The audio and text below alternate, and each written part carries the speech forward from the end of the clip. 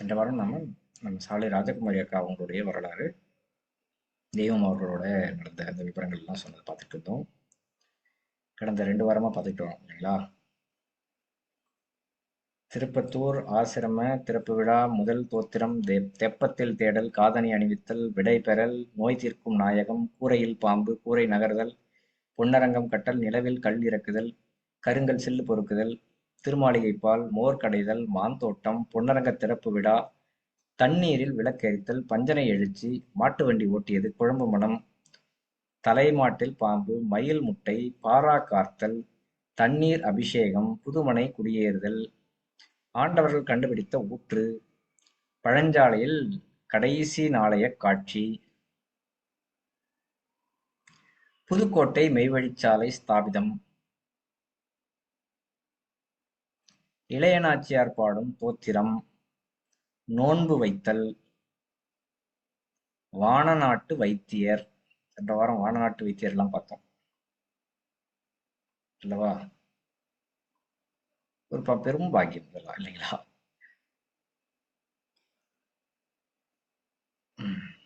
ஆசிரியர் பாதம் எதுவும் பார்த்தோம். 2 திருவாக்குகள் தெய்வம் அளிக்கிறாங்க அவங்களுக்கு. நம் எண்ணம் போல அவங்க நினைக்கிறத புரிஞ்சுக்கிட்டு தெய்வம் அவர்கள் எப்படி திருவிளையாடல் புரிஞ்சிருக்காங்க பார்த்தோம். அடுத்து இந்த வாரம் ஆபத் பாந்தவன், இது பார்க்கல நினைக்கிறேன் இல்லைங்களா? ஆபத் பாந்தவன். எங்கள் தாயும் தந்தையும் காரில் சென்று கொண்டிருக்கையில் சூறாவளி காற்றும் மழையுமாவே இருந்தது. திடீரென பெரிய சத்தம் கேட்டு பின்னால் திரும்பி பார்த்தால் பெரிய மரம் ஒன்று வேரோடு பெயர்ந்து கொண்டு காரின் பின்னால் விழுந்து கிடந்ததாம். அவர்களுக்கு ஒரே ஆச்சரியமாக இருந்ததாம். அவ்வளவு பெரிய மரம் காரின் மீது விழுந்திருந்தால் நம் கதி என்னவா இருக்கும் என பேசிக் கொண்டார்களாம். அந்த மரம் அவர்கள் காரின் மேல் விழாமல் தடுத்து நிறுத்தியது யார்? நமது குருபெருமான் அல்லவா? அந்த காருண்ய மூர்த்தி அல்லவா? இது கூட பார்த்துட்டோம் இல்லைங்களா? சென்னையில் ஆண்டவர்கள் பட்டம் விடல், இதுவும் பார்த்துட்டோம் நினைக்கிறேன். ஊஞ்சல் ஆடல் பார்த்துட்டோம். கரெக்ட். ஊஞ்சல் பாட்டு கூட பார்த்துட்டோம். ஆண்டவர்களை வரவேற்கும் மாண்பு, இன்ப வடிவம் தருகின்ற இறைவர் வருகின்றார், எல்லாம் செய்து வல்ல சித்தர், இதுவும் பார்த்துட்டோம். கரெக்ட். அதுக்கு அடுத்தது முகப்பு கதவு திறக்கையில், அவங்க தந்தையார் எப்படி வந்து அந்த கண் கலங்குவாங்களோ இவங்களும் அதே மாதிரி கண் கலங்குறாங்க வரைக்கும் பார்த்தோம். இளையநாச்சியார் பாடியது, அவங்க மிமிக்ரி பண்ணி அவங்க இப்படி ராஜானந்த தாத்தா மாதிரி அவங்களும் பாடி காட்டுறாங்க, இது வரைக்கும் பார்த்தோம். கரெக்ட். ₹1 பிரசாதம். ஒரு சமயம் ஆண்டவர்கள் என் தாய் வீட்டில் தங்கி சபை நடத்தி கொண்டிருக்கையில் ஆண்டவர்களை தரிசனம் செய்ய சென்றேன். ஆண்டவர்களை வணங்கலில் என் மனதிலே நான் வரும் அவசரத்தில் பணம் கொண்டு வராததால் தெய்வத்திற்கு காணிக்கை கூட வைக்க முடியவில்லையே என்ற எண்ணம் தோன்றியது. கண்களில் கண்ணீர் மல்க ஆண்டவர்களை வணங்கி எழுந்து நின்றேன். திடீரென ஆண்டவர்கள் சட்டை பையிலிருந்து ₹1 வெள்ளி நாணயத்தை எடுத்து என்னிடம் நீட்டி, இந்தா இதை வைத்துக்கொள் என்று கூறி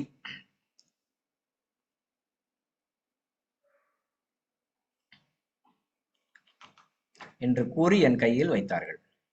எனக்கு ஒன்றும் புரியவில்லை. இரு கைகளையும் ஏந்தி பெற்றுக்கொண்டு உத்தரவு தெய்வமே என்றேன். முதலில் என் கண்களில் துக்கத்தினால் வந்த கண்ணீர் ஆனந்த பாஷ்பமாக மாறியது. நான் அவர்களுக்கு காணிக்கை வைப்பதற்கு பதில் அவர்கள் எனக்கு கொடுத்து அருள் பாலித்தார்கள். அன்றிலிருந்து என் குடும்பத்தில் செல்வம் கொழிக்க தொடங்கியது. அவங்களுடைய அனுபவத்தை சொல்றாங்க. அடுத்தது ஆண்டவர்களுக்கு என் சமையல்.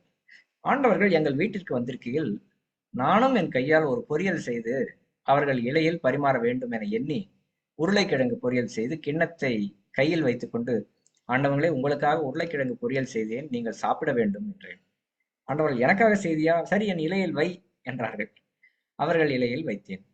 அவர்கள் பசியாறிய பின், ஆண்டவர்களே நான் செய்த பொரியல் எப்படி இருந்தது என்று கேட்டேன்.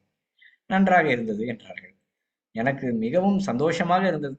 என் மனதிற்குள் திருப்தியாகவும் இருந்தது. பெரிய நலபாகமாக செய்து விட்டோம் என்று நினைத்து, நான் செய்த பொரியலில் உப்பு காரம் அளவாக இல்லை என்பது நான் பசியாறிய பொழுதுதான் தெரிந்தது.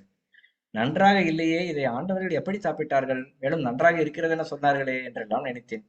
அன்று எனக்கு சரியாக சமைக்க தெரியாது. இருந்தாலும் ஆண்டவர்களுக்கு நாமும் ஏதேனும் செய்து கொடுக்க வேண்டும் என்ற ஆசை. அவர்களும் நான் அன்போடு செய்து கொண்டு வந்ததினால் நன்றாக இருக்கு என்று சொல்லியிருக்கிறார்கள். நன்றாக இல்லை என்றால் என் மனம் நோகும் என்று அப்படி கூறியிருக்கிறார்கள் போலும். இது போன்ற ஒரு நிகழ்ச்சி நபிகள் நாயகம் அவர்கள் வாழ்க்கையிலும் நடந்துள்ளது. நாயகம் அவர்களை காண வந்த ஒரு மூதாட்டியார் கொடிமுந்திரி, அதாவது கருப்பு திராட்சை பழத்தை நபிகள் நாயகம் அவர்களுக்கு அன்போடு அளித்தார்கள். நாயகம் அவர்கள் எல்லா பழத்தையும் உட்கொண்டார்கள். அதை கண்ணுற்ற அப்பெண்மணி மன நிறைவோடு சென்று விட்டார். நாயகம் அருகில் அமர்ந்திருந்த சகாபாக்கள், அதாவது அடியார்கள், நாயகத்தை நோக்கி, நாயகம் அவர்களே, எப்போதும் எங்களுக்கெல்லாம் பகிர்ந்து கொடுத்த பின்புதானே நீங்கள் சாப்பிடுவீர்கள், இம்முறை எங்களுக்கு கொடுக்காமலே நீங்களே சாப்பிட்டதன் காரணம் என்ன என்று வினவினார்கள். நாயகம் அவர்கள் கையிலிருந்த ஒரு பழத்தை ஒருவரிடம் கொடுத்து சாப்பிடச் சொன்னார்கள். அந்த பழம் மிகவும் புளிப்பாக இருந்ததால் அவர் முகம் சுளித்தாராம். புளிக்கிறதென முகம் சுளித்தால் அதனை அன்போடு கொடுத்த அந்த மூதாட்டியின் மனம் புண்படுமே என்றுதான் உங்களுக்கெல்லாம் கொடுக்காமல் எல்லாவற்றையும் நானே உட்கொண்டேன் என நாயகம் அவர்கள் பதிலளித்தார்களாம். நபிகள் நாயகம் அவர்களின் இரக்கமான குணத்தை சகாபாக்கள் அறிந்து ஆச்சரியப்பட்டனர். ஆண்டவர்கள் மெய்வழிச்சாலை பொன்னரங்க தேவாலயத்தில் அனந்தர்கள் முன்னிலையில் அமர்ந்திருக்கையில் ஒரு அனந்தகி இதே போல அந்த கொடிமுந்திரி பழத்தை அவர்களுக்கு அன்போடு கழித்தார். தட்டிலிருந்த பழத்தை பாதியை ஆண்டவர்கள் உட்கொண்டார்கள். அந்த அக்கா மிகவும் சந்தோஷமாக தட்டிலிருந்த மீதி பழத்தை திருமாளிகையில் இருந்த பணிமதியாச்சார் முன் வைத்தார்கள். பெரியம்மா ஒரு பழத்தை எடுத்து வாயில் போட்ட பெண், பழத்தை சாப்பிட்டு பார்த்து வாங்கி வருவதில்லையா, இவ்வளவு புளிப்பான பழத்தை தெய்வத்தை கொடுத்திருக்கிறாயே என்று கடிந்து கொண்டார்களாம். நமது ஆண்டவர்களுக்கு எவ்வளவு இரக்க சிந்தை என்று பாருங்கள். அடுத்தது, நமது ஆண்டவர்கள் எங்கள் தாய் வீட்டில் 100 நாட்களுக்கு மேல் தங்கி சபை நடத்தி இருக்கிறார்கள். அதாவது அவர்கள் திருப்பத்தூரில் இருந்த காலத்திலிருந்து தற்சமயம் இருக்கும் மெய்வழிச்சாலை வரும் வரை கணக்கிட்டால் 100 நாட்களுக்கு மேல் இருக்கும். நமது ஆண்டவர்களுக்கு கார்ப்பரேஷன் குழாய் தண்ணீர் குடிக்க பிடிக்காது. ஏதோ ஒருவித வாடை வருகிறதே என்பார்கள். என் வீட்டு கிணற்று தண்ணீர் மிக ருசியாக இருக்கும். ஆண்டவர்கள் வந்து இறங்கியவுடன் என் தந்தை காரில் குடத்தை வைத்து என் வீட்டிற்கு தண்ணீர் எடுத்து வர அனுப்பிவிடுவார்கள். நான் கிணற்றிலிருந்து தண்ணீரை இறைத்து மெல்லிய வெள்ளை துணியால் வடிகட்டி சுத்தமாக கொண்டு வந்து கொடுப்பேன். முதன்முறையாக அதை பருகிய ஆண்டவர்கள், ராஜன், இந்த தண்ணீர் நன்றாக இருக்கிறதே, எங்கிருந்து கொண்டு வந்தாய் என்று என் தந்தையிடம் வினவினார். தெய்வமே, இது ராஜகுமாரி வீட்டு கிணற்று நீர், காரை அனுப்பி எடுத்து வர சொன்னேன் என்று அப்பா பதில் சொன்னார்கள். ஆண்டவர்கள், அப்படியா, இனிமேல் எப்போதும் எனக்கு இந்த தண்ணீரை கொடுத்து விடு என உத்தரவிட்டார்கள். அது முதல் ஆண்டவர்கள் வந்து இறங்கியவுடன் முதல் வேளையாக என் வீட்டு கிணற்று நீரை இறைத்து வந்து கொடுப்பேன். இவ்வுலகை படைத்த ஈசனுக்கு குடிக்க தண்ணீர் கொடுக்கும் பாக்கியம் எனக்கு கிட்டியது. என்னுடையது என்று என்னிடம் ஒன்றும் இல்லை, இருப்பதெல்லாம் உன்னுடையதுதான். உன்னுடையதை உன்னிடம் தந்து விடுவதில் எனக்கென்ன செலவு? கபீர்தாசர். எல்லாம் உன்னுடையவை, என்னுடையவை அல்ல, இவை எல்லாம் உன் புகழ். ராமகிருஷ்ண பரமஹம்சர்.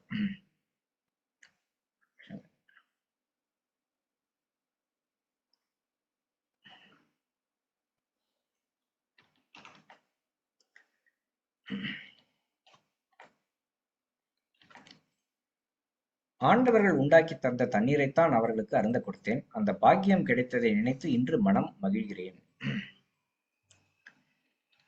நம் உள்ளம் உணரும் உத்தமர்.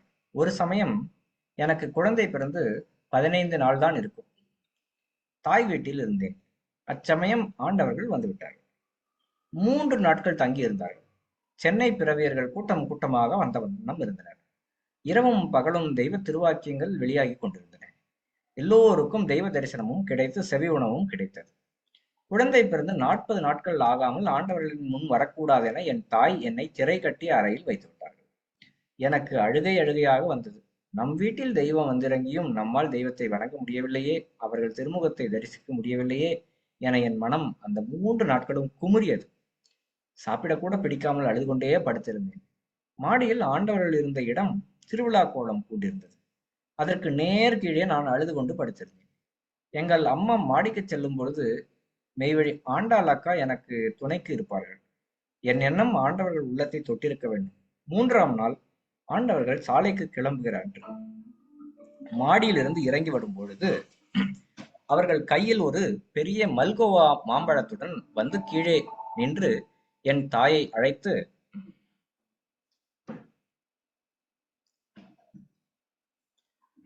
சந்திரா, ராஜகுமாரியை கூப்பிடு என உத்தரவிட, என் தாய் ஓடி வந்து என்னிடம், தெய்வம் உன்னை கூப்பிடுகிறார்கள், வாம்மா என்றார்கள். நான் எப்படித்தான் ஒரே துள்ளலில் ஆண்டவர்கள் முன் சென்றேனோ எனக்கே தெரியாது. 15 அடி தூரத்தில் நின்று வணங்கிவிட்டு அவர்கள் திருமுகத்தையே கண்களில் கண்ணீர் மல்க ஏக்கத்தோடு நோக்கினேன். அவர்களும், 3 நாட்களாக பார்க்க ஏங்கிய நீ இந்த 3 நிமிடமாவது நன்றாக பார்த்துக்கொள் என்பது போல் இளநகையுடன் சிரிப்போடு நின்று காட்சியளித்தார்கள். அந்த பச்சை நிற பட்டு தலைப்பாவையும் பச்சை நிற பட்டு முழு அங்கியும் கையில் செங்கோலுடன் மரகதமலையே என் முன் வந்து நின்றது போன்ற தோற்றம், மரகத மலை நின்று முத்துக்கள் உதிர்வது போன்ற புன்சிரிப்பு, அந்த திருக்கோலம் என்றும் என் மனதில் அழியா சித்திரமாக பதிந்து விட்டது. ஆண்டவர்கள் சிரித்த முகத்தோடு அருகில் வா என்று அழைத்தார்கள். நான் அருகில் சென்றேன். என் கையில் மல்கோவா மாம்பழத்தை குடித்து, இதை அறுத்து முழுவதையும் நீயே சாப்பிடு, அவ்வளவும் அப்படியே ரத்தமாக மாறும் என்றார்கள். உத்திரவு தெய்வமே என்றேன். அளவு கடந்த ஆனந்தத்தால் கண்களில் நீர் தாரை தாரையாக கொட்டுகிறது. எனது தொண்டை அடைக்கிறது. இறுதியாக ஒரு அழகிய புன்சிரிப்போடு கூடிய முகபாவம். இப்போது திருப்திதானே என்பது போல இருந்தது. அரசர் போன்று கம்பீர ராஜனடை பொட்டுச் சென்று விட்டார்கள். அங்கு நின்ற அனந்தகியர் அனைவரும் ஆச்சரியத்துடன் என்னிடம், இதுவரை குழந்தை பிறந்து 40 நாட்கள் ஆகாமல் தெய்வம் யாரையும் பார்த்ததில்லை. ராஜகுமாரி, நீ போன ஜென்மத்தில் என்ன புண்ணியம் பண்ணினாயோ, உன்னைத்தான் முதன் முதல் 40 நாட்களுக்குள் பார்த்து பிரசாதமும் கொடுத்திருக்கிறார்கள் என்று கூறினார்கள். உண்மையான அன்போடு நான் எண்ணிய எண்ணம் ஆண்டவர்கள் உள்ளத்தை தொட்டுள்ளது. அவர்கள் அன்பே உருவானவர்கள் அல்லவா? என்னை நீங்கள் நினைவு கூர்ந்தால் நான் உங்களை நினைவு கூறுவேன். என்னை நினைப்பவனுடனேயே நானும் இருக்கிறேன். நெஞ்சங்களில் உள்ளவை யாவற்றையும் அல்லாஹ் அறிவான். கௌதுல் ஆலம். இரட்சகர் தோன்றினார், இதோ வந்துவிட்டேன் என்கிறார் கிறிஸ்துநாதர் அனுசாரம். நீ எம்மை அழைத்தபடியால் இதோ உன்னிடம் வந்தோம். உன் கண்ணீர்களும் உன் ஆத்மத்தின் ஆசையும் உன் தாட்சியும் உன் இருதய மனஸ்தாபமும் நம் மனதை இழகச் செய்து நம்மை உன் அண்டையில் கூட்டி வந்தன. இது ஒரு பகுதி. அடுத்தது, என் இல்லத்திற்கு எழுந்தருளல். 1963 வருடம் ஆண்டவர்கள் குடும்பத்தோடு என் தாய் வீட்டிற்கு வந்திருந்தார்கள். ஆண்டவர்களோடு பனிமதி நாச்சியார், இளைய நாச்சியார், பிள்ளைகளாகிய சாலை யுகவான், சாலை வர்க்கவான், சாலை ஆதிமகம்மா எல்லோரும் வந்திருந்தார்கள். அச்சமயம் நான் ஆண்டவர்களிடம், தெய்வமே, என் புதுமனைக்கு எழுந்தருள வேண்டும் என வேண்டினேன். அதற்கு ஆண்டவர்கள், அப்படியா, உன் புது வீட்டிற்கு வரணுமா? சரி, நாளை மாலை 3 மணி அளவில் வருகிறேன் என்றார்கள். புன்சிரிப்புடன் என்றார்கள் புன்சிரிப்புடன். ஆண்டவர்கள் நம் வீட்டிற்கு வரப்போகிறார்கள் என எனக்கு சந்தோஷம் தாங்கவில்லை. பனிமதி நாச்சியாரும் இளைய நாச்சியாரும் என்னிடம், தெய்வம் நாளைக்கு வரட்டும், நாங்கள் இன்றைக்கே வருகிறோம் என்றார்கள். உடனே நான், நல்லா வாங்கம்மா, எப்ப வேணுமானாலும் வரலாம், இன்றைக்கே வாங்க என்றேன். முதலில் நான் வீட்டிற்கு சென்று ஒரு இனிப்பு தயார் செய்தேன். பிறகு காரம் செய்தேன். அம்மா இருவரும் 3 குழந்தைகளையும் அழைத்துக் கொண்டு என் வீட்டிற்கு வந்து விட்டார்கள். வீட்டையும் தோட்டத்தையும் சுற்றி பார்த்தார்கள். இளைய நாச்சியார் கிணற்று நீரை இறைத்து குடித்து பார்த்தார்கள். அடியாத்தா, கற்கண்டு மாதிரி அல்லவா இருக்குது, அதுதான் தெய்வம் இந்த தண்ணீரை குடிக்க கேட்கிறார்கள் போலிருக்கு என்றார்கள். உடனே பனிமதி நாச்சியார் அவர்களும் வந்து குடித்து பார்த்தார்கள். ஆமாண்டியாத்தா, இளநீர் மாதிரி அல்லவா இருக்குது, அதனாலேதான் தெய்வம் இந்த தண்ணீரை வேண்டும் என்கிறார்கள் என்று சொல்லி பாராட்டினார்கள். பலகாரம், காஃபி எல்லாம் கொடுத்தேன். சிறிது நேரம் பேசிக் கொண்டிருந்து விட்டு சென்றார்கள். மறுநாள் ஆண்டவரின் வருகைக்காக வீட்டு வாசலில் மாவிலை தோரணமெல்லாம் கட்டி வீடு முழுவதும் மாக்கோலம் இட்டு அலங்கரித்தேன். பலகாரங்கள் செய்து வைத்தேன். மறுநாள் ஆண்டவர்களின் வரவுக்காக காத்திருந்தேன். அன்று ஒரு ஜீவப்பிரவியர் அண்ணா ஆண்டவரிடம், தெய்வமே, ராஜகுமாரி சபையில் சேராத பிள்ளை, நீங்கள் அவர்கள் வீட்டிற்கு போக வேண்டாம் என கூறியிருக்கிறார். இதை கேள்விப்பட்ட என் தந்தை ஆண்டவரிடம், நீங்கள் ராஜகுமாரி வீட்டிற்கு போக வேண்டாம் என கூறிவிட்டார்கள். ராஜனுக்கு கோபம் வந்து விட்டதென ஆண்டவர்களுக்கு தெரியும். அந்த அண்ணா திருப்தி படட்டும் என்பதற்காக அவர் சொன்னதற்காக பேசாமல் இருந்து விட்டார்கள். என் தந்தை என் தம்பி மெய்வழி செல்வதி மூலம் தெய்வம் வரமாட்டார்கள் என்று எனக்கு சொல்லி அனுப்பிவிட்டார்கள். அதை கேட்டதும் பதறி அடித்துக் கொண்டு என் தாய் வீட்டிற்கு ஓடினேன். என்ன நடந்தது என்று எனக்கு தெரியாது. ஏதேனும் தவறு செய்து விட்டோமோ? தெய்வ நிந்தனைக்கு ஆளாகி விட்டோமோ? நேற்று வருகிறேன் என்றவர்கள் இன்று ஏன் வரமாட்டேன் என்கிறார்கள்? தெய்வம் மனம் நோகும்படி ஏதாவது சொல்லிவிட்டோமோ? அவர்கள் வெறுப்புக்கு ஆளாகிவிட்டால் நமக்கு கெடுதல் வருமே என என் மனதில் ஒரே முடிவில்லா போராட்டம் தான். கீழ் வீட்டில் நின்றிருந்த என் தந்தை என்னிடம், வீட்டுக்கு திரும்பி போ என்று கோபமாக சொன்னார்கள். அம்மாவிடம் கேட்டேன். காரணத்தை சொன்னார்கள். தெய்வத்தை மறுபடியும் அழைத்து பார்க்கலாம் என்ற ஆசையில் மாடிக்கு ஓடினேன். ஆண்டவர்கள் கட்டிலில் அமர்ந்திருந்தார்கள். 2 நாச்சியார்களும் உடன் இருந்தனர். ஆண்டவர்களை வணங்கி நின்று கதறி அழுதேன். நாச்சியார்கள் இருவரும் ஆண்டவரிடம் எனக்காக பரிந்து பேசினார்கள். இளைய நாச்சியார், தெய்வமே, ராஜகுமாரி திருப்பத்தூரிலிருந்து நம்மிடம் வளர்ந்த பிள்ளையாச்சே, வருகிறேன் என்று சொல்லி போகாமல் இருக்கலாமா? அவள் யார்? அவளும் நம்ம பிள்ளைதானே. எவ்வளவு ஆசையோடு அழைச்சிருக்கு. போயிட்டு வாங்க தெய்வமே என எனக்காக மன்றாடினார்கள். ஆண்டவர்கள் பதில் சொல்லாமல் குனிந்தபடி அமர்ந்திருந்தார்கள். என் தந்தை மெய்வழி ராஜநந்தர் அவர்கள் எழுதிய ஞானக்கதம்பம் என்ற நூலில் இளையநாச்சியார் என்ற தலைப்பில் வரும் பாடலில் இந்த சம்பவம் குறித்து 4 வரிகள் வரும். அதாவது, நாள் 3 என்னுடைய வீட்டினிலே ஒரு நாள் நல்லாராம் நீவீர் நயமான வார்த்தைகள் பல சொல்லி வல்லாளர் வளங்கொண்ட தெய்வத்தின் முன்னே வலதுடனே ஒருவர்க்காய் கெஞ்சியதை நான் மறப்பேனோ? இளையநாச்சியார் எவ்வளவோ கெஞ்சி பார்த்தார்கள். உடனே நான், தெய்வமே, நான் ஏதேனும் தவறு செய்திருந்தால் பொறுத்தருளல் வேண்டும் என கூறி தேம்பி தேம்பி அழுதேன். குனிந்த தலை நிமிராமல் ஆண்டவர்கள் அமர்ந்திருந்தார்கள். என் தந்தை மேலே ஏறி வந்து விட்டார்கள். நான் தான் உன்னை வீட்டுக்கு திரும்பி போ என்று சொன்னேனே, எதற்காக மேலே ஏறி வந்தாய் என்று என்னை கடிந்து கொண்டார்கள். ஆண்டவர்களின் திருமுகத்தை ஏக்கத்தோடு பார்த்து வணங்கிவிட்டு என் வீடு சென்றேன். அன்று முழுவதும் சாப்பிடாமல் அழுது கொண்டே படுத்திருந்தேன். ஏதேனும் நமக்கு கஷ்டம் வரப்போகிறது போலும், அதற்கு இது ஒரு அறிகுறி போலும் என மனம் குழம்பிக் கொண்டிருந்தேன். திடீரென ஆண்டவர்கள் மறுநாளே கிளம்பி சாலைக்கு சென்று விட்டார்கள் என அறிந்தேன். தினமும் இந்த கவலை மனதின் ஒரு ஓரத்தில் இருந்து மனதை அரித்துக் கொண்டே இருந்தது. எந்நேரமும் ஆண்டவர்களின் நினைவாகவே இருந்தேன். ஆண்டவர்களுக்கு என் மனநிலை தெரியாமலா இருக்கும்? அவர்கள்தான் உள்ளத்தை ஊடுருவி பார்க்கும் உத்தமராயிற்றே. ஒன்றும் தெரியாத போல் இருப்பார்கள். 5000 அடியார்களின் மனநிலைக்கு ஏற்றவாறு அவர்களும் நடிக்க வேண்டும் அல்லவா? சாலையில் 1 மாதமாக ஆண்டவர்கள் என் நினைவாகவே இருந்தார்கள் போலும். ராஜன் மகள் ராஜகுமாரி என்னையே நினைத்துக் கொண்டிருக்கிறாளடா, ஒருமுறை அவள் வீட்டிற்கு செல்ல வேண்டும் என ஆண்டவர்கள் பலமுறை ஆலயத்தில் கூறியதாக பின்புதான், அதாவது 1994 மெய்வழி கிருஷ்ணசாமி அண்ணா கூறினார்கள். 1 மாதம் ஆனவுடன் ஆண்டவர்கள் மெய்வழி கலைமகானந்தரிடம், வாடா, நாம் இருவரும் சென்னைக்கு போய் ராஜகுமாரி வீட்டுக்கு சென்று வருவோம் என திருவாய்மலர்ந்து அருளியிருக்கிறார்கள். ராஜகுமாரி வீட்டிற்கு செல்ல வேண்டும் என்பதற்காக ஒரு முறை சென்னை செல்ல வேண்டும் என்கிறார்களே தெய்வம் என்று அவருக்கு ஒரே ஆச்சரியமாகிவிட்டதாம். என்ன திடீரென தெய்வம் சென்னைக்கு புறப்பட்டு விட்டார்களே என்று அம்மா இருவரும் பேசிக்கொண்டார்களாம். அவர்களுக்கு அண்ணா விவரம் சொன்னதும் அம்மா இருவரும், தெய்வம் நல்லா போயிட்டு வரட்டும், அந்த பிள்ளை மனசு குளிரட்டும் என்று சொல்லி சந்தோஷப்பட்டார்களாம். திடீரென ஒரு நாள் என் பெற்றோர் வீட்டிற்கு ஆண்டவர்கள் எழுந்தருளினார்கள். திடீரென்று ஆண்டவர்கள் தாங்களாகவே வருவார்கள் என்று எங்கள் தந்தைக்கு தெரியும். அப்படியே ஆண்டவர்கள் வரும் சமயம் பாட்டு பாடி அவர்களை அழைக்க வேண்டும் என ஒரு பாடல் திருவருட்பாவிலிருந்து எழுதி வைத்திருக்கிறார்கள்.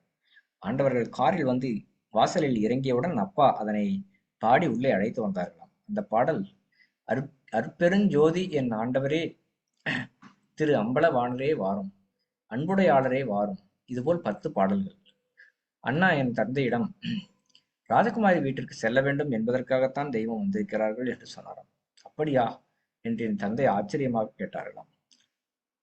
அவர்களுக்கு பெரும் மகிழ்ச்சியாம். என் தந்தை எனக்கு செய்தி அனுப்பிவிட்டார்கள். ஆண்டவர்கள் வந்துள்ளதாகவும் எந்த நேரத்திலும் அவர்கள் என் வீட்டிற்கு வரலாம் என்றும் சொல்லி அனுப்பினார்கள். எனக்கு ஆனந்தம் தாங்கவில்லை.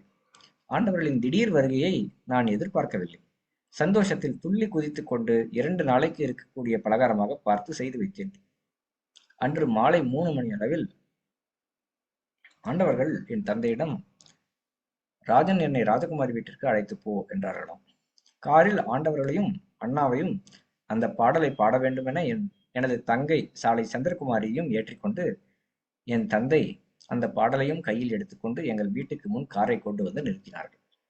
ஆண்டவர்கள் காரை விட்டு இறங்கி வீட்டை நோக்கி நடந்து வருகையில் என் தங்கை பாடத் தொடங்கியவுடன் நானும் சேர்ந்து பாடி இந்த தேவகோமானை வீட்டிற்கு அழைத்து வந்தோம். அருட்பெருஞ்சோதி என் ஆண்டவரே, திரு அம்பலவாணரே வாரும், அன்புடையாளரே வாரும், அண்டங்களெல்லாம் அணுவில் அடக்கும் அரும்பெரும் சித்தரே வாரும், அற்புதரே இங்கு வாரும், அள்ளல் அறுத்து என் அறிவை விளக்கிய அம்பலவாணரே வாரும், செம்பொருள் ஆயினீர் வாரும், அச்சுதர் நான்முகர் உச்சியில் மெச்சும் அடிக்கமலத்தீரே வாரும், நடிக்க வல்லீர் இங்கு வாரும், அண்டற்கு அரும்பத தொண்டர்க்கு எளிதில் அளித்திட வல்லீரே வாரும், களித்தென்னை ஆண்டீரே வாரும், ஆதி அநாதி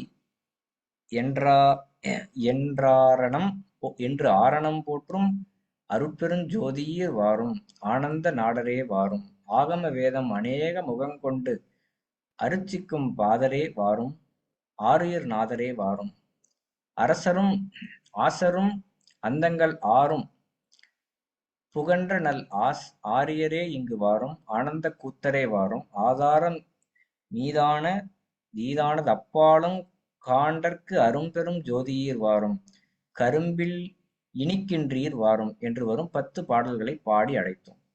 ஆண்டவர்கள் அவர்களின் கோவை செவ்வாய் மடர்ந்து காண அதனின்றும் புன்சிரிப்பு முத்துக்கள் சிந்த மடர்ந்த செந்தாமரை முகத்தோடும் கருணை நிறைந்த குளிர்ந்த பார்வையோடும் செம்பவளத் திருமேனியோடும் அந்த வானநாட்டு வைரமலை வானுலக மாணிக்கமலை அந்த தேவநாட்டு தங்கமலை நடந்து வந்த காட்சியை என்னென்று வர்ணிப்பேன்.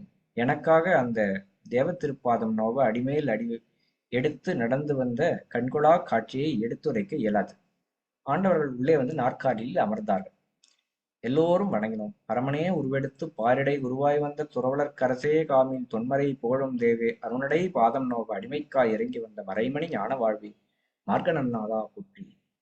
அவர்கள் திருப்பாதம் நோவ இந்த அடிமைக்காக மனமிறங்கி வந்தார்கள். மகிழ்ச்சி பொங்கும் திருமுகத்தோடு உரையாடினார்கள். வீட்டையும் தோட்டத்தையும் சுற்றி பார்த்தார்கள். தோட்டத்தில் ஒரு தென்னை மரத்தையே வெகுநேரம் உற்று பார்த்து கொண்டே இருந்தார்கள். எல்லா மரத்தையும் விட அந்த ஒரு தென்னை மரம்தான் மிகவும் செழிப்பாக வளர்ந்திருந்தது.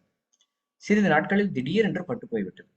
நமது ஆண்டவர்களின் திருநோக்கால் அந்த தருக்கிணத்திற்கு மனித பிறவி கிடைத்து விட்டது போலும் என நினைக்கிறேன். ஆண்டவர்களுக்கு பலகாரம் காஃபி கொடுத்தேன். சிரித்த முகத்தோடு அமர்ந்திருந்தார்கள். என் கணவரையும் என் குழந்தைகளையும் பற்றி விசாரித்தார்கள்.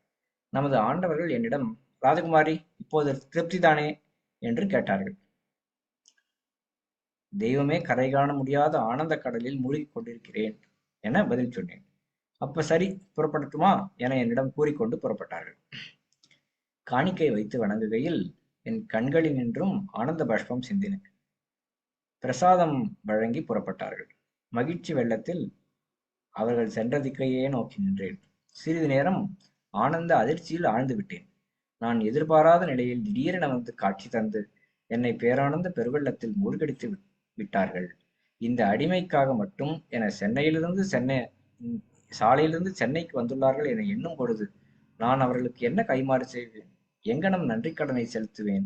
அவர்களின் பெருங்கருணைக்கு ஈடு இணையே கிடையாது எனலாம். அவர்கள் இரக்க சிந்தனையின் இருப்பிடம், அவர்களின் காருண்ய உள்ளம் இமயமலையினும் உயர்ந்ததாகும். இம்முறை நான் அழைக்காமலேயே என் வீடு தேடி தானே வந்த நம் ஆண்டவர்களுக்கு நான் இன்று போடும் பாடல்: அத்திகிரி அருளாளப் பெருமாள் வந்தார், ஆனைவரி தேரின் மேல் அழகர் வந்தார், கச்சிதனில் கண் கொடுக்கும் பெருமாள் வந்தார், கருதவரம் தரும் தெய்வ பெருமாள் வந்தார், முத்திமழை பொழியும் முகில் வண்ணர் வந்தார், மூலமென ஓலமிட வந்தார் வல்லார் வந்தார், உத்திரவேதிக்குள்ளே உதித்தார் வந்தார், உம்பர்தொறும் கடலுடையார் வந்தார் தாமே. ஸ்ரீ தேசிக பிரபந்தம் மெய்விரதமாட்டியம். சோதனையை சகிக்கின்ற மனுஷர் ஜீவகிரீடத்தை பெறுவான். சோதனையை சகிக்கிற மனுஷன் ஜீவகிரீடத்தை பெறுவான். நீ பயப்படாதே, உனக்கு வேண்டியவையெல்லாம் செய்வேன். சத்திய வேதத்துல யாத்திராகமும் அப்புறம் ரூத் இதில் இருக்குங்க. ஆண்டவர்களுடன் எங்கள் குடும்ப படம். எங்கள் தெய்வம் மெய்வழி சாலை ஆண்டவர்கள் எங்கள் இல்லத்தில் சபை நடத்த வந்திருந்த சமயம் ஆண்டவர்கள் ஒரு நாற்காலியில் அமர்ந்து கொண்டு எங்கள் குடும்பத்தில் உள்ள எல்லோரையும் அழைத்து அவர்களை சுற்றி நிற்கச் சொல்லி போட்டோ படம் எடுக்க சொன்னார்கள். எங்கள் குடும்பத்தோடு ஆண்டவர்கள் இருக்கும் படம் ஒன்று எங்கள் வீட்டில் இருக்கிறது. இவ்வுலகத்திற்கு அதிபதியாகிய இறைவனுடன் எங்கள் குடும்பமும் கூட இருந்து படம் பிடித்துக் கொள்ளும் பாக்கியம் பெற்றோம். அதில் எங்கள் குடும்பத்தில் ஒருவராக ஆண்டவர்கள் அமர்ந்திருப்பார்கள். இந்த படம் இதுதான். பாத்தீங்கன்னா குடும்பத்துல ஒருவராக இதுல இவங்கதான் ராஜகுமார் இருக்கா. அவங்க கை குழந்தையோட நிற்கிறாங்க. இடமிருந்து வளம்: சாலை சந்திரகுமாரி, சாலை சௌந்தரி, சாலை செல்வபதி, சாலை ராஜ்குமார், நெய்வேலி ராஜநந்தர், நெய்வேலி சந்திரபிரபானந்தகி, டாக்டர் சாலை கொடிமணி. இவங்க டாக்டர் சாலை கொடிமணி. இவங்க தான் பார்த்தீங்கன்னா அந்த கலைஞர் கருணாநிதி அவங்களுடைய ஃபேமிலிலாம் வந்து இவங்ககிட்ட ட்ரீட்மெண்ட் எடுத்துக்குவாங்க. முன்னாள் முதலமைச்சராக இருந்த அவங்களுடைய ஃபேமிலி, இந்நாள் முதலமைச்சராக இருக்கக்கூடிய அவங்க ஃபேமிலிலாம். மெய்வெளி ராஜநந்தர், மெய்வெளி சந்திரபிரபானந்தகி, டாக்டர் சாலை கொடிமணி, சாலை ராஜகுமாரி அதாவது கை குழந்தை ரஞ்சனி, நடுநாயகமாக பிரம்மோதயர், சாலை ஆண்டவர்கள் எல்லாரும் இருக்கிற அந்த ஒரு படம் இது. பார்த்தீங்கன்னா நானும் என் வீட்டாருமோ வென்றால் கர்த்தரையே சேவிப்போம். சாரி, 2வது வரிசையை நான் சொல்ல மாட்டேன் பாருங்க. 2ஆம் வரிசை சாலை ராமதிலகம். இது வந்து பிரேம்குமார். இவர் வந்து இன்னைக்கு ஒரு ஆர்த்தோ டாக்டர். இவங்க ராஜகுமார் அக்காவுடைய ஒரு மூத்த பையன். தெய்வம் படிச்சுட்டு இருக்காங்க அவங்க. அதுக்கப்புறம் சாலை சந்திரசேகர். இந்த அண்ணா வந்து அடக்கமாயிட்டாங்க. ஆக்சுவலா நடுநாயகமாக பிரம்மோதய சாலை ஆண்டவர்கள். நானும் என் வீட்டாருமோ வென்றால் கர்த்தரையே சேவிப்போம். தேவனுடைய கரம் தம்மை தேடுகிறவர்கள் எல்லோர் மேலும் அவர்களுக்கு நன்மையாக இருக்கிறது. நீங்கள் கர்த்தரோடு இருந்தால் அவர் உங்களோடு இருப்பார். தேவன் எங்கள் சேனாதிபதியாய் எங்களோடே கூட இருக்கிறார். பைபிள் யோசுவா, எஸ்ரா, ஒரு நாளாகும். நான் பம்பாயில் இருக்கையில் ஆஸ்துமா தொந்தரவினால் படுத்து தூங்கக்கூட முடியாமல் 40 நாட்கள் மிகவும் கஷ்டப்பட்டேன். நமது ஆண்டவர்களுக்கு தெரிவிக்கச் சொல்லி மெய்வழி மங்களம் அக்காவிற்கு கடிதம் எழுதினேன். ஆண்டவர்கள் தங்கள் திருக்கரத்தாலேயே பஞ்சாட்சரம் திருநீர் எடுத்து சிறு பொட்டலமாக மடித்து அக்காவிடம் கொடுத்து, இதை ராஜகுமாரிக்கு உடனே உட்கொள்ளச் சொல்லி எழுது. அதோடு கடிதத்தில் ராஜகுமாரிக்கு எனது ஆசீர்வாதம் என்றும் உண்டு என எழுது என உத்தரவிட்டார்களாம். ஆண்டவர்களின் உத்தரவுப்படி அக்கா எனக்கு ஒரு கவரில் வைத்து பம்பாய்க்கு அனுப்பினார்கள். அதை உட்கொண்டேன், பூரண குணமானேன். எனக்கு அவர்கள் ஆசீர்வாதம் என்றும் இருந்தால் அது ஒன்றே போதும். அருள் வடிவான மருந்து, நோய்ப்பொடியாக்கும் மருந்து, உடற்பிணி அனைத்தையும் உயிர்ப்பிணி அனைத்தையும் அடர்பரத் தவிர்த்த அருட்சிவ மருந்தே. அடியார் வருத்தந்தனைக் கண்டு தரியார் இன்பம் அளித்திடுவார், அடியாக் கருணை பெருங்கடலார் என்ற பெரியார். திருவருட்பா. காணிக்கை. திருப்பத்தூரில் மெய்வழி சாலை ஆண்டவர்கள் இருந்த காலத்தில் 1936 எனது பெற்றோர் மெய்வழியில் சேர்ந்து உபதேசம் பெற்றார்கள். அதனால் எனது இளவயது முதலே எனக்கு மெய்வழி ஆண்டவர்களை தரிசிக்கும் பெரும் பேறு வாய்த்தது. அந்த காலத்திலிருந்தே ஆண்டவர்கள் அடிக்கடி எங்கள் இல்லத்திற்கு எழுந்தருளி தங்கி சபை நடத்தியதாலும், மதுரையில் இருக்கும் பழஞ்சாலையில் நாங்கள் வீடு கட்டிக்கொண்டு குடியேறியதாலும் ஆண்டவர்களின் குடும்பத்தோடு நெருங்கி பழகும் பாக்கியமும் கிட்டியது. என் இளவயது முதல் நான் நேரில் கண்டு களித்த காட்சிகளை, தெய்வ திருவிளையாடல்களை எல்லோரும் படித்து மகிழ்ந்து இன்புற வேண்டும் என்ற நோக்கத்துடன் தொகுத்து எழுதியுள்ளேன். இதை எழுதியதன் மூலமாக நான் என் வாழ்நாளை மிக உன்னதமான பணிக்கு செலவழித்தேன் என்ற மனநிறைவும் மனமகிழ்ச்சியும் பெறுகிறேன். இறைவன் இப்படி ஒரு அவதாரம் எடுத்து நம் தமிழ்நாட்டிலே வந்து பிறந்து திருவிளையாடல்கள் நடத்தியிருக்கிறார்கள் என பிற்கால சந்ததியர் அறிய வேண்டும் என்றும், அவர்களுக்கும் ஞான இச்சை உண்டாகி நம் சர்க்குரு பெருமானின் அருளை அடைந்து பரவுலக வாழ்வு பெற வேண்டும் என்றும் எண்ணி இதனை தெய்வ திருப்பாதங்களில் எனது காணிக்கையாக சமர்ப்பிக்கின்றேன். எனது தந்தை எழுதிய 5 நூல்களும் மிகச் சிறந்தவை. 2 வருடங்களாக அப்பாவிற்கு அவற்றை எழுதி கொடுத்தேன். தெய்வ களஞ்சியம் 1 என்ற நூலை என் தாயார் சொல்ல எழுதி வெளியிட்டேன். இதனால் என் தாயின் விருப்பத்தையும் பூர்த்தி செய்துவிட்டேன் என்ற மனநிறைவு கிடைத்தது. எல்லாம் ஆண்டவர்கள் தயவு.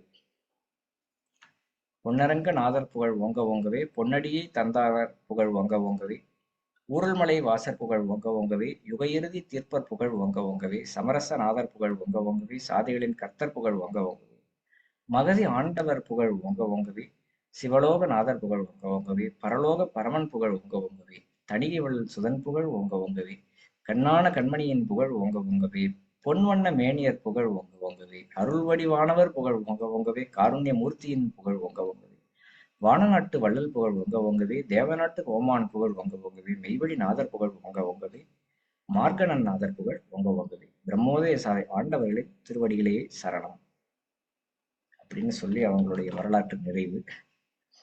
இன்னைக்கு 3வது பகுதி நிறைவு.